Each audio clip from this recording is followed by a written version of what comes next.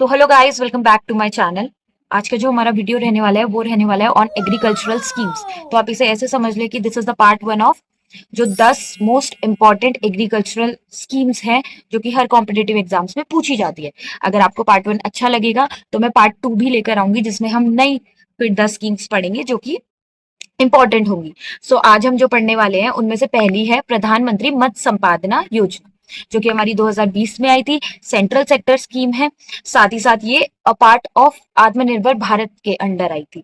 इसमें इसको जो लाया गया था, मेनली लाया गया था कि फिश का प्रोडक्शन हो अच्छा हो, प्रोडक्टिविटी अच्छी हो, ताकि वैल्यू चेन एडिशन हो, जो पोस्ट हार्वेस्ट लॉसेज होते हैं हमारी वो लेस हो, साथ ही साथ क्वालिटी इंप्रूव हो फिशरीज प्रोडक्ट्स की, और साथ ही साथ ये सब होगा तो फार्मर्स का वेलफेयर हो। फिर जो हमारा सेकंड था वो है प्रधानमंत्री किसान मानधन योजना। इसमें क्या हुआ था, ये हमारी 2019 में, ये भी सेंट्रल सेक्टर स्कीम है। इसमें ये एक पेंशन स्कीम है for small and marginal farmers. इसमें एक क्राइटेरिया है कि आप 18 से 40 इयर्स के बीच के होने चाहिए और आपका जो लैंड होल्डिंग है वो अप टू 2 हेक्टेयर ही होना चाहिए। तो इसमें क्या होता है फिर जब आप 60 इयर्स के टर्न हो जाते हैं तो आपको सरकार के द्वारा हर महीने 3,000 रुपए की पेंशन मिलती है। उसके बाद जो थर्ड आता है हमारा, उसके बाद है हमारा प्रधानमंत्री राष्ट्रीय कृषि विकास योजना।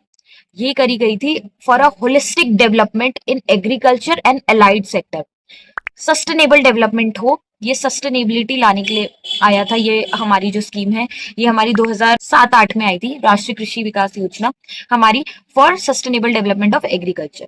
उसके बाद फोर्थ हमारी आती है परंपरागत कृषि विकास योजना।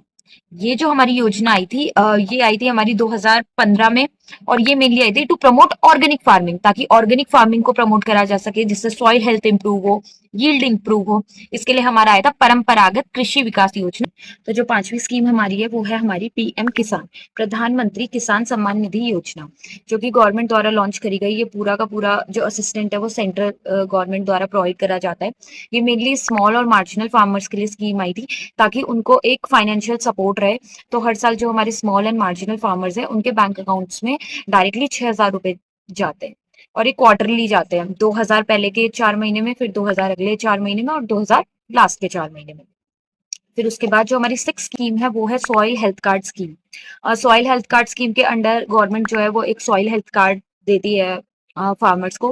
फिर क्या होता है, उनकी सॉइल की टेस्टिंग होती है और फिर देखा जाता है कि कौन सा न्यूट्रिएंट डेफिशिएंट है। फिर उन्हें बताया जाता है कितना कितना इनपुट देना है हर क्रॉप वाइज। वहाँ पे उस सॉइल हेल्थ कार्ड में रहता है कि इतना क्रॉप में ये वाला एन देना है, इतना एन देना है, इतना पी देना है, इतना के देना है। एनपीके कंटेंट वहाँ पे लिखा रहता है, ताकि इनपुट कम से कम फार्मर्स को देना पड़े और यील्ड ज्यादा से ज्यादा है। सॉइल हेल्थ कार्ड के अंडर जब हम सॉइल टेस्टिंग करते हैं तो 12 पैरामीटर्स देखे जाते हैं, that are nitrogen, phosphorus, potassium, iron, copper, zinc, manganese, boron, then pH, then electrical conductivity and organic carbon. ये हमारे 12 पैरामीटर्स होते हैं।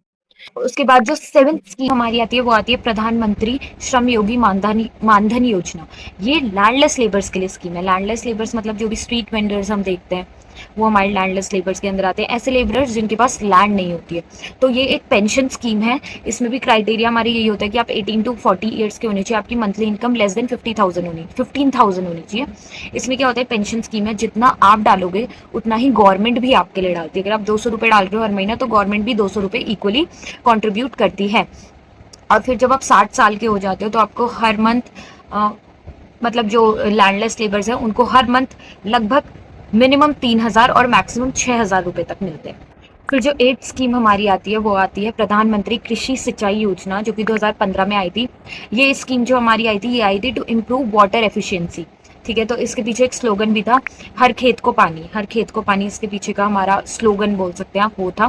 फिर उसके बाद जो हमारी 9th नंबर पे स्कीम आती है वो है प्रधानमंत्री फसल बीमा योजना, जो कि 2019 में आई थी।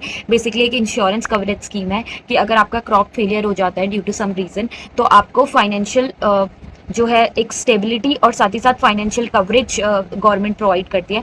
तो इसमें अलग अलग होता है। जो खारिफ सीजन की क्रॉप्स हैं उसके लिए जो होता है वो 2% तक आपको मिलता है, जो राबी की क्रॉप्स है उसके लिए 1.5% तक मिलता है, और जो हॉर्टिकल्चरल हमारी क्रॉप्स है उसके लिए आपको 5% तक का प्रीमियम मिलता है।